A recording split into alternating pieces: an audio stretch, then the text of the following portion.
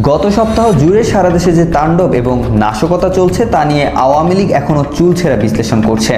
আওয়ামী লীগ আত্মসমালোচনার মুখর, আর এই আত্মসমালোচনার মাঝেই সবচেয়ে বেশি যে প্রশ্নটি সামনে এসে দাঁড়িয়েছে তা হলো যুবলীগের কেন এই হাল। বাংলাদেশ আওয়ামী যুবলীগ আওয়ামী লীগের একটি ভ্রাতৃত্বপ্রতিম সহযোগী সংগঠন, কিন্তু আওয়ামী লীগের অন্যতম স্তম্ভ মনে করা হতো এই যুব সংগঠনটিকে।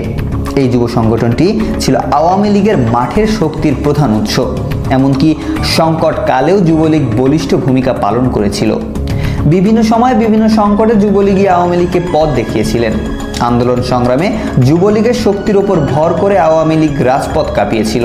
কিন্তু এবার 17 জুলাই থেকে যে তাণ্ডব এবং নাশকতা হয়েছে, ছাত্রদল, জামাত, শিবির সারা দেশে যে ভয়াবহ পরিস্থিতি সৃষ্টি করেছে, সেখানে যুবলীগের ভূমিকা ছিল অদৃশ্য।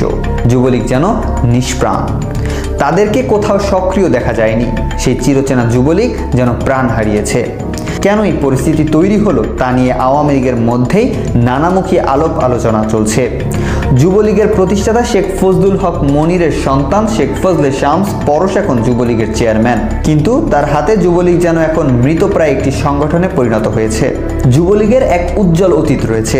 স্বাধীনতার পর জাতির পিতা বঙ্গবন্ধু শেখ মুজিবুর রহমানের নির্দেশে শেখ ফজলুল হক মনিরের নেতৃত্বে যুবলীগ প্রতিষ্ঠিত হয়েছিল যুব সমাজের মানুষ গঠনের লক্ষ্যে। এরপর থেকেই বিভিন্ন সময় যুবলীগকে আওয়ামী লীগের অত্যন্ত গুরুত্বপূর্ণ একটি অঙ্গ হিসেবে চিহ্নিত করা হচ্ছিল।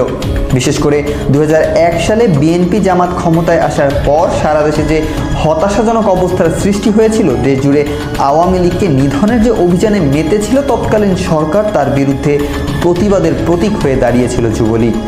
সেই সময় জাহাঙ্গীর কবির নানক এবং মির্জা আজমের নেতৃত্বে যুবলীগই যেন আওয়ামী লীগের প্রধান শক্তি। আওয়ামী লীগ ক্ষমতায় আসার পর যুবলীগের নেতৃত্ব নেন ওমর ফারুক চৌধুরী এবং হারুন আর রশিদ। ওমর ফারুক চৌধুরীর নেতৃত্বে যুবলীগ মেধা মননের এক বিকাশ করে, সাথে সাথে সংগঠনকে শক্তিশালী করে। আওয়ামী লীগের যে কোনো সমাবেশ বা কর্মসূচি যুবলীগ ছিল প্রধান শক্তি। ওমর ফারুক চৌধুরীর নেতৃত্বের সময় ঢাকা শহরে যুবলীগের অবস্থান ছিল উল্লেখ করার মতো। বিশেষ করে ইসমাইল চৌধুরী সম্রাট সহ অন্যান্য যুবলীগের নেতারা ঢাকাকে সুরক্ষিত রেখেছিলেন এবং আওয়ামী লীগের দুর্গ হিসেবে পরিচিতি পেয়েছিলেন। কিন্তু ওমর ফারুক চৌধুরীর বিদায়ের পর যুবলীগের নেতৃত্ব দেয়া হয় শেখ ফজলে শামস পরশের হাতে।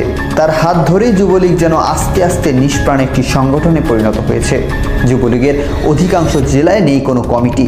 যেখানে দু একটি কমিটি রয়েছে, সেখানে কমিটি নিয়ে নানা রকম বাণিজ্যের অভিযোগ উঠেছে, টাকা পয়সার বিনিময়ে পদ দেওয়ার অভিযোগ উঠেছে।